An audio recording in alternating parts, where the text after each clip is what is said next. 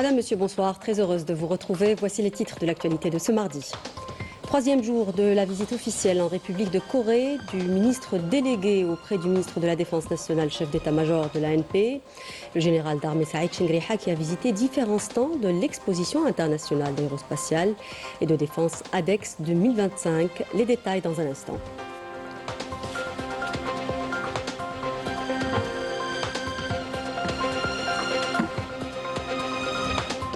Zoom sur un projet stratégique ARS qui produit du MTBE, un composant essentiel de l'essence sans plomb, que l'Algérie projette de ne plus importer, pourquoi pas de l'exporter.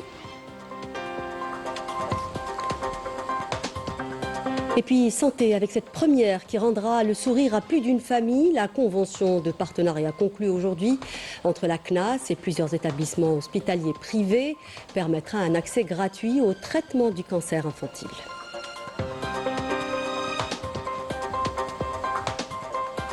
Et à la fin de ce journal, on fera escale à Ouergla pour contempler les nombreuses espèces d'oiseaux migrateurs qui passent l'hiver dans les zones humides de cette région du sud du pays. Une halte précieuse pour ces voyageurs venus d'Europe ou d'Asie. Bienvenue à tous, très heureuse de vous retrouver. Dans le cadre de sa visite officielle en Corée du Sud, le ministre délégué auprès du ministre de la Défense nationale, chef d'état-major de l'ANP, le général d'armée Saïd Chengriha et la délégation qui l'accompagne ont visité différents stands de l'exposition internationale aérospatiale et de défense ADEX 2025. Il s'est enquis des technologies de pointe, des systèmes de défense et des innovations industrielles récentes présentées par les grandes entreprises mondiales du domaine. Les détails avec Rina Lerari. La visite a débuté par le stand de l'entreprise coréenne LIG, où le général d'armée et la délégation qui l'accompagne ont suivi une présentation sur les dernières innovations de l'entreprise et les solutions qu'elle propose dans le domaine des systèmes de défense aérienne et des technologies de pointe.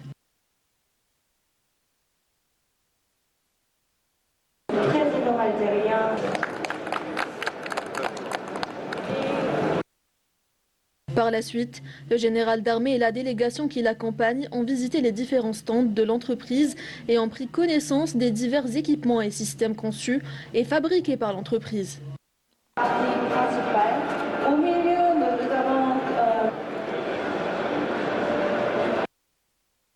Les dirigeants de l'entreprise LIG ont exprimé leur volonté de renforcer la coopération avec l'Algérie en vue de favoriser l'échange d'expertise dans les domaines d'intérêt commun, et ce, dans l'intérêt mutuel des deux pays amis.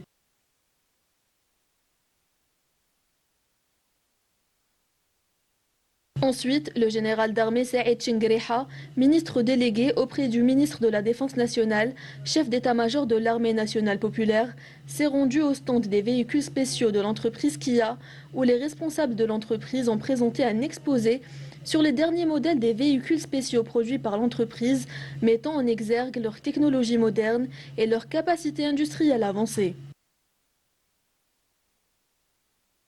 Au terme de sa visite, le général d'armée et la délégation qui l'accompagne ont été reçus par les responsables de l'entreprise Korea Aerospace Industries, où ils se sont enquis des projets actuels et futurs de cette entreprise. À cette occasion, le général d'armée a salué le niveau atteint par l'entreprise, soulignant l'importance de renforcer la coopération et la nécessité d'élargir le partenariat dans les domaines de la recherche, du développement et de la formation. Le ministre d'État, ministre des Affaires étrangères, de la Communauté nationale étrangère et des Affaires africaines, Ahmed Attaf, a reçu aujourd'hui le président de la Chambre des représentants du Nigeria, Tajuddin Abbas, en visite en Algérie à l'invitation de l'Assemblée populaire nationale. La rencontre a permis d'examiner les différents aspects de relations de fraternité et de coopération entre les deux pays, ainsi que le rôle des institutions législatives dans le renforcement du partenariat bilatéral. Les deux parties ont souligné leur volonté commune de donner une nouvelle impulsion à ces relations, notamment à travers la diplomatie parlementaire et le soutien au projet d'intégration régionale à dimension stratégique. Ahmed Attaf a également reçu le sous-secrétaire d'État britannique aux affaires du Moyen-Orient et de l'Afrique du Nord, Hamish Falconer. Cette rencontre a permis d'évoquer les différents aspects des relations algéro-britanniques et les moyens de les hisser à des niveaux supérieurs, notamment à travers le renforcement du dialogue stratégique et la consolidation du partenariat économique existant entre les deux pays. Les deux parties ont également examiné une série de questions d'actualité inscrites à l'ordre du jour du Conseil de sécurité des Nations Unies, conclut le communiqué des AE.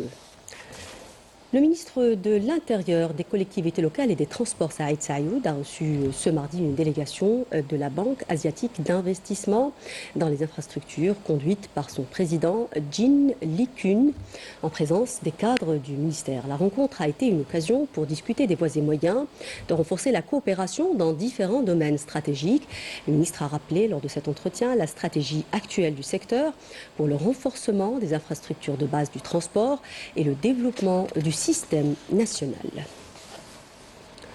Le ministre du Commerce extérieur et de la promotion des exportations Kamel Rizig a affirmé ce mardi à Genève que l'Algérie poursuit son appui en faveur du développement en Afrique à travers la réalisation de grands projets continentaux dans différents domaines visant à renforcer l'intégration et à développer les chaînes de valeur africaines.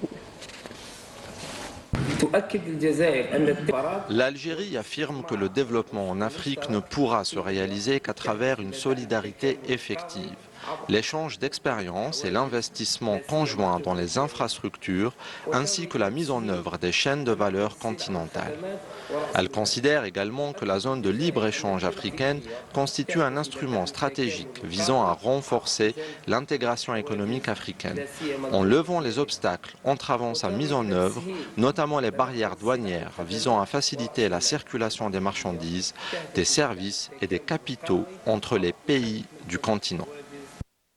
Et en marge des travaux, le ministre du Commerce extérieur et de la promotion des exportations a tenu des entretiens bilatéraux avec le ministre du Commerce du Royaume d'Arabie Saoudite, Majid Abdallah Al-Qassabi. La rencontre a porté sur les moyens de renforcer les relations commerciales et d'investissement entre l'Algérie et l'Arabie Saoudite en s'appuyant sur les importantes potentialités économiques des deux pays et leur volonté commune de développer la coopération bilatérale dans divers domaines.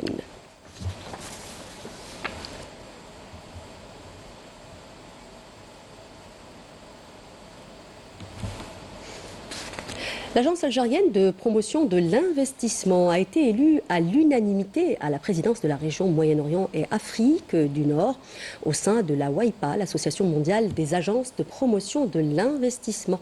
Cette élection annoncée lors du World Investment Conference 2025 vient récompenser le rôle moteur de l'Algérie dans l'amélioration du climat des affaires et la coopération économique régionale. L'API s'est distinguée par ses initiatives telles que la mise en place du guichet unique pour les investisseurs et la promotion de la coopération sud-sud. Grâce à ce mandat de 2 ans, l'agence représentera la région MENA, renforcera la coordination entre les agences et portera la voix de la région dans les instances internationales. Énergie avec ce complexe de production de MTBE, un composant essentiel de l'essence sans plomb. Ce projet stratégique situé à Arzeu, à l'ouest du pays, devrait permettre au pays d'atteindre l'autosuffisance en ce dérivé d'hydrocarbures, de mettre fin à son importation tout en ouvrant la voie à l'export. C'est ce que nous dit Badia Amarni dans ce papier. Regardez.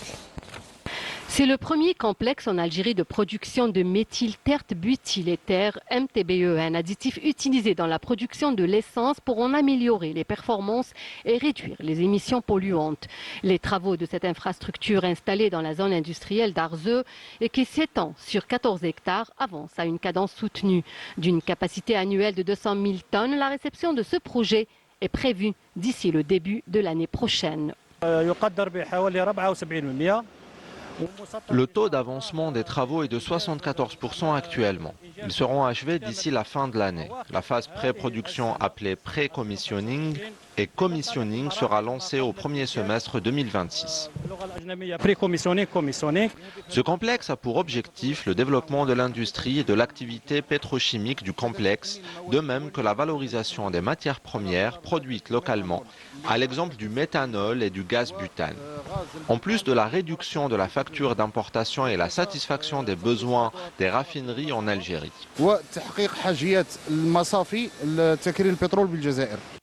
Plus de 600 employés travaillent d'arrache-pied pour faire avancer ce projet, doté de tous les équipements dont des pompes et du matériel informatique, ainsi que de grandes capacités de stockage.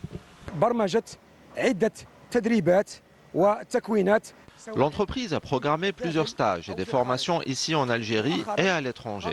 Dernièrement, une équipe composée d'ingénieurs et de techniciens a rendu visite à un complexe similaire en République de Chine. Une fois entré en service, le complexe devrait jouer un rôle clé dans la stratégie d'autosuffisance nationale en MTBE et aller vers l'exportation. Et puis cette bonne nouvelle dans le domaine de la santé, c'est une première qui va permettre la prise en charge rapide et gratuite des enfants atteints de cancer. Ces derniers n'auront plus à débourser un seul sou pour leur protocole thérapeutique, désormais mis aux frais de la sécurité sociale. Ceci est désormais possible suite à la signature d'une convention de partenariat aujourd'hui entre la Caisse nationale des assurances sociales des travailleurs salariés, la CNAS, et plusieurs établissements hospitaliers privés à travers le territoire national. C'est le reportage de Naïm El-Walish. Regardez. C'est une première. Désormais, les enfants atteints de cancer vont être systématiquement pris en charge à titre gracieux et sans délai aucun dans l'ensemble des établissements hospitaliers privés. Grand pas dans l'amélioration des services sanitaires, cette initiative est rendue possible à la faveur d'un accord fraîchement signé entre la CNAS et les établissements hospitaliers privés. On vient de concrétiser la signature de cette convention avec des cliniques et des hôpitaux privés et étatiques. Ces conventions rentrent dans le cadre des instructions de Monsieur le Président de la République concernant la prise en charge totale, donc la prise en charge de la radiothérapie pédiatrique. Un événement vraiment important pour les patients, bien sûr, surtout pour les enfants, parce que la radiothérapie pédiatrique souffre d'un manque énormément en matière de structures compétentes. Donc il n'y a que le CPMC qui pouvait prendre ces malades en charge. Aujourd'hui, je pense que la décision de la CNAS et de l'État surtout de prendre en charge les enfants dans le privé est une solution la plus idoine pour la prise en charge de ces enfants. Outre les rendez-vous rapides pour les traitements anticancéreux, cet accord prévoit également la gratuité de la prise en charge et de l'alimentation et de l'hébergement des jeunes patients et leurs accompagnateurs. C'est une opération digitale, donc on a mis aussi en place un portail. Le portail donc prend en charge la totalité c'est-à-dire des échanges avec les cliniques, avec aussi les commissions qui ont c'est-à-dire la tâche de suivre les dossiers des patients, des malades. C'est un début, donc on espère qu'il y aura plus de prise en charge, c'est-à-dire plus de prise en charge dans ce sens. Des rendez-vous de radiothérapie n'étaient pas respectés. Alhamdoulilah, à partir, je pense, d'aujourd'hui, cette convention, elle va régler ce problème qui posait surtout pour la qualité du traitement. Ça va soulager probablement les rendez-vous de la radiothérapie au niveau étatique, surtout si on sait qu'il y a plus de 2000 enfants atteints du cancer. Et parmi ces enfants, il y a presque 30 à 40% qui doivent nécessiter une radiothérapie. Donc c'est une très bonne initiative. J'espère qu'on va améliorer aussi les délais de la prise en charge des enfants et que cette initiative aussi, elle va aussi donc toucher l'adulte, notamment les femmes. La signature d'accords de ce type est cruciale pour la prise en charge des jeunes patients, d'autant que plus de 80% parmi eux sont totalement guéris si leur maladie est précocement diagnostiquée et que les traitements oncologiques leur est administrés dans des délais raisonnables. Santé toujours avec une maladie souvent banalisée puisque considérée comme une simple conséquence de l'âge, en l'occurrence l'ostéoporose. Cette pathologie qui fragilise les os a été au centre des discussions hier à Oran dans le cadre de la célébration de la journée mondiale de cette maladie. L'occasion de parler ouvertement de dépistage, de prévention et de bonnes pratiques pour protéger la santé osseuse au quotidien. C'est le reportage de Yasmine Amri. Regardez. Cette initiative s'inscrit dans le cadre d'une action de proximité permettant d'informer et d'échanger directement avec le public. Présents en force, les professionnels de la santé ont été à l'écoute des questions des citoyens venus se renseigner sur la maladie de l'ostéoporose, encore méconnue. Il y a la sensibilisation contre l'ostéoporose, qui est une maladie qui fragilise les os et qui les rend poreux. Du coup, ils sont susceptibles de se fracturer rapidement. Il y a plusieurs facteurs de risque qui nous poussent à faire ce dépistage, qui sont l'âge, surtout chez la femme supérieure à 60 ans. Et l'homme supérieur à 65 ans. Il y a aussi la ménopause précoce, les facteurs familiaux, les antécédents familiaux. On a la carence en vitamine D et en calcium. On a surtout la prise de corticoïdes au long cours. Malheureusement, l'ostéoporose, المرضى تاعنا ما يعرفوهاش. هما حاسبين بي c'est une arthrose. وكاين فرق بين arthrose et ostéoporose. L'arthrose, c'est une destruction du cartilage articulaire, mais par contre l'ostéoporose c'est une maladie silencieuse. يعني ما كانش un symptôme jamais واحد يقول لك راني رايح نتجوز على l'ostéoporose. C'est pour cette raison qu'on est là pour كما يقول لك الوقاية خير من العلاج. Des spécialistes ont sensibilisé les visiteurs en partageant des conseils pour préserver la santé osseuse à travers les dépistages et les échanges avec les professionnels. Le public a pu mieux comprendre cette maladie silencieuse et prendre davantage conscience de l'importance de la prévention. C'est très intéressant et c'est très important par rapport à un citoyen qui est un petit peu mis à l'écart sur le plan santé, qui n'est pas très informé par rapport à la santé osseuse. Très bonne initiative qui est intéressante. On a passé chez des médecins spécialistes et généralistes. On a fait des examens comme le DMO gratuitement à l'hôpital ici. Bon, j'insiste à les malades, surtout les femmes plus de 50 ans, après l'âge de ménopause, ils consultent parce que c'est gratuit. L'objectif de cette journée est d'informer le public sur les facteurs de risque de la fragilité osseuse, de faire savoir qu'il est possible de dépister la maladie et que des traitements efficaces existent pour renforcer la solidité osseuse et éviter les fractures. Le secrétaire général du ministère des Affaires étrangères, Lounès Magraman, a signé aujourd'hui à l'ambassade du Kenya le registre des condoléances suite au décès de l'ancien Premier ministre de la République du Kenya, le regretté Raila Odinga.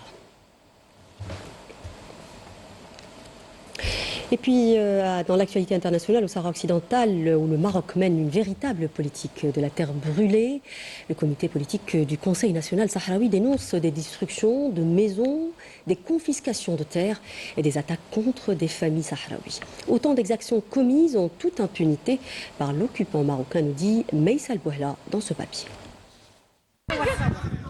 Dans les territoires occupés du Sahara occidental, la situation humanitaire et politique connaît une dégradation préoccupante. Les populations sahraouies subissent ce que les observateurs qualifient de politique méthodique de la terre brûlée. Une stratégie visant à transformer profondément la structure démographique et sociale du territoire. Démolition ciblée d'habitations, confiscation de terres agricoles, incendie de tentes, destruction des moyens de subsistance, autant d'actes qui relèvent d'une politique de déplacement forcé et d'ingénierie territoriale. Dans les grandes villes occupées telles que Laayoune, Smara ou Dakhla, de nombreuses familles se retrouvent dans une extrême précarité, privées de logement, de travail et de sécurité.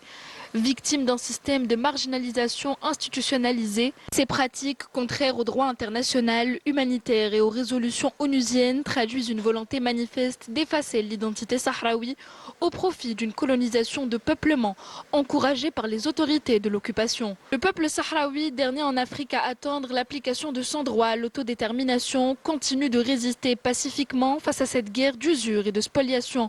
Pendant ce temps, la communauté internationale reste en retrait, oscillant entre prudence diplomatique et indifférence politique.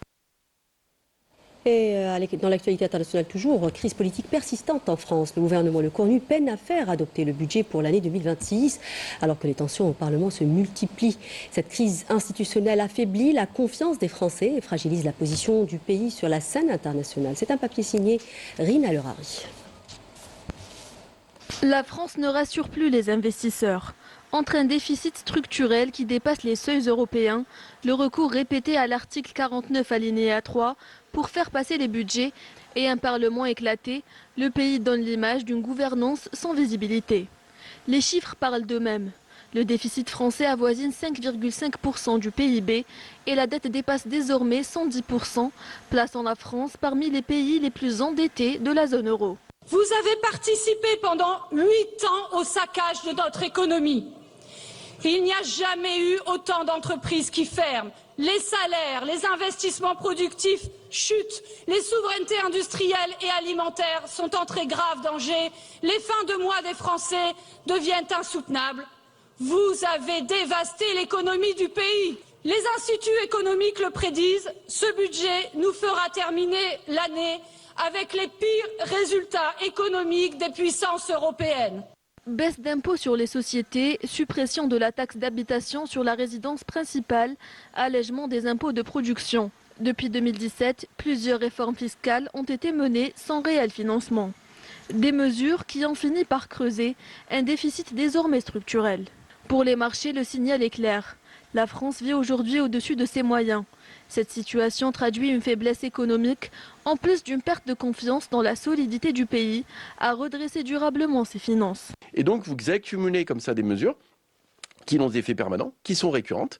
Et là, vous dites en sortie de crise, ah bah ouais, mais c'est embêtant parce qu'en fait, on n'a pas perçu qu'il y aurait un problème de financement. On pensait, pas nous, mais le gouvernement, que la croissance serait peut-être suffisante pour combler tout ça et que finalement il n'y aurait pas de problème budgétaire. Et là, en fait, on est en train de vous amener un peu l'addition. Elle est salée et, sauf avec une crise politique qui est majeure, on ne sait pas exactement comment tout ça va se finir. Entre perte de confiance, déficit persistant et institutions fragilisées, la France traverse plusieurs crises. Le pays se retrouve face à un destin de plus en plus incertain. Les experts l'exhortent à assumer des décisions de consolidation crédibles à même d'apaiser les Français et redresser la barre. Et pour terminer, allez, je vous emmène à Ouargla pour assister à un spectacle hors du temps. Des oiseaux migrateurs comme les flamants roses et autres oiseaux aquatiques qui font escale pendant l'hiver dans cette région du sud du pays abritant des zones humides. Ce sont des visiteurs fréquents qui, après avoir traversé des milliers de kilomètres en provenance d'Europe ou d'Asie, prennent une pause pour se reposer ou se nourrir. Badia Amani. Au cœur du désert, à quelques kilomètres de la ville de Ouargla, un spectacle inattendu attire chaque année les regards. Des centaines d'oiseaux migrateurs viennent se poser sur ce lac. Une halte précieuse pour ces voyageurs venus d'Europe ou d'Asie, en quête de chaleur et de nourriture. Ils trouvent dans ce plan d'eau un refuge idéal avant de poursuivre leur route vers d'autres contrées africaines.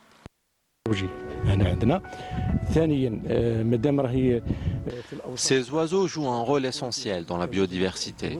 Leur présence permet de préserver l'équilibre naturel. Ce lieu est aussi une source de nourriture précieuse pour ces oiseaux.